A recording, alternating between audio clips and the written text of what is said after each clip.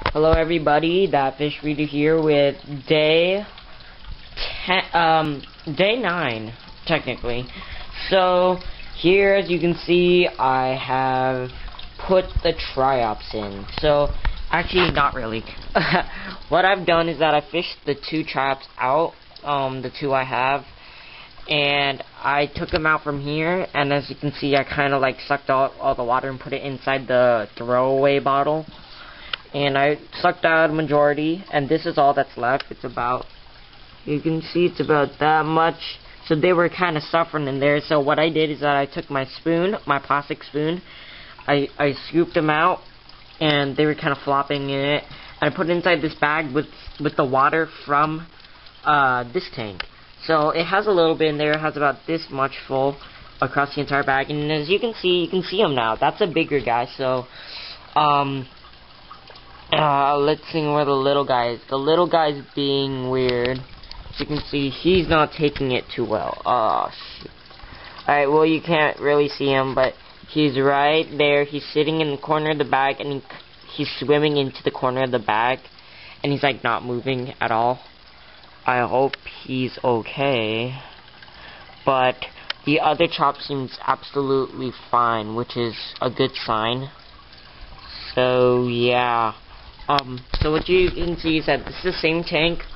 I put a light there to keep it warm. The temperature in here, though, is far different from the other one. It's about 75 degrees in this tank, but in this tank, it was a good 80 degrees, or that's what the thermometer on this one said.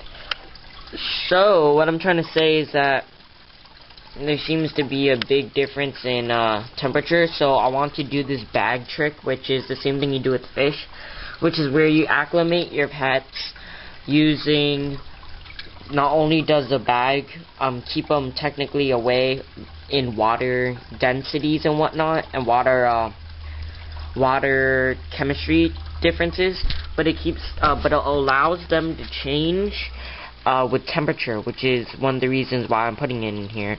So what I'm gonna do so that they can start adjusting to chemistry as well, is that I'll be taking this turkey baster and taking water from this this tank and putting it slowly in here. Just probably 1 turkey baster full every day. And I'll do this gradually through time. I'll probably do it once every 15 minutes. So I just put these guys in there, so in about a good, 15 minutes, I'll be sure to do it again and again every 15 minutes. And I'll do that for about an hour, and then once an hour is up, I'm probably going to release it all in there. And hopefully it goes well. The other tribe does not seem to be doing good, though. He's just sitting in a corner, and he's, like, swimming into it. But this guy's active, as you can tell. He's moving around fine.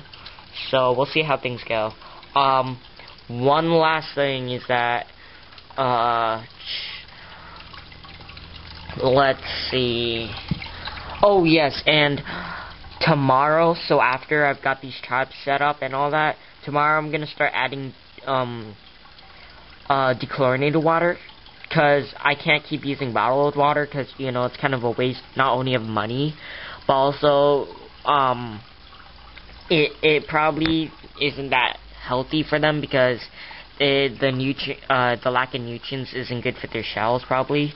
That's what I've heard anyways. I can't clarify that, if it's true or not, but, so what I'm going to do is that, once they're in here, and hopefully they'll be okay and fine, both of them, that is, tomorrow, I'm going to add 1 turkey baster, or maybe even 2, of dechlorinated water. And I'll be doing at least 1 or 2 every day from now on until this thing is completely full. And once I do my first water change in this new tank, I'll be sure to only use dechlorinated water during my water change. And hopefully this will eventually, through time, they will become accustomed to dechlorinated water, and I won't have to use bottled water ever again.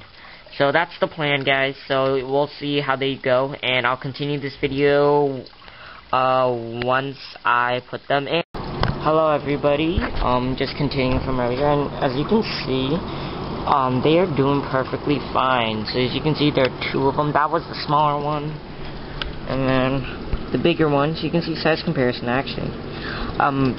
The bigger one, he's being kind of slow right now, but that's just because I fed them some food. I fed them, green pellets, and I'm starting to feed them whole because they say right here, feed 1 pellet per trop in the morning and 1 in the evening, alternating green and brown pellets.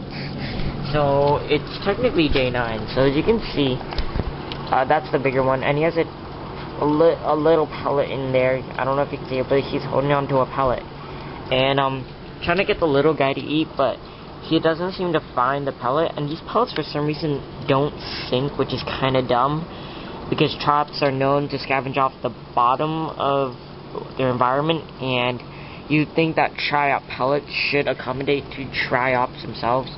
So I don't know, but other than that, yeah, they're doing really well actually. They're just really shy right now because it's a new environment, but they've been crawling around, swimming around, doing lots of fun activities. Yeah. Oh, hold on. Oh, he's about to find the other pellet, because that was the other pellet I meant for the little guy. And you can see it's that black dot right in front of him, and right now he's nudging it.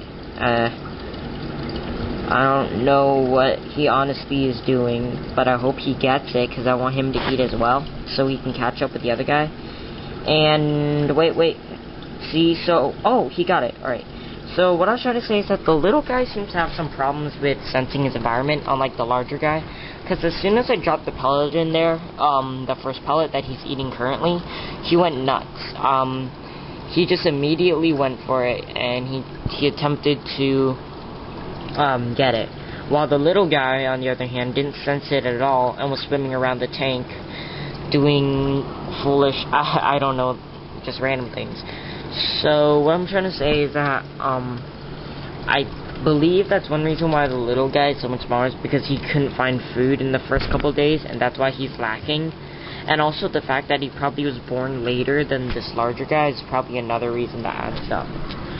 So that's basically about it. Nothing special has really happened. As you can see, there's some algae growth along the side, so I'm gonna clean that off with a napkin.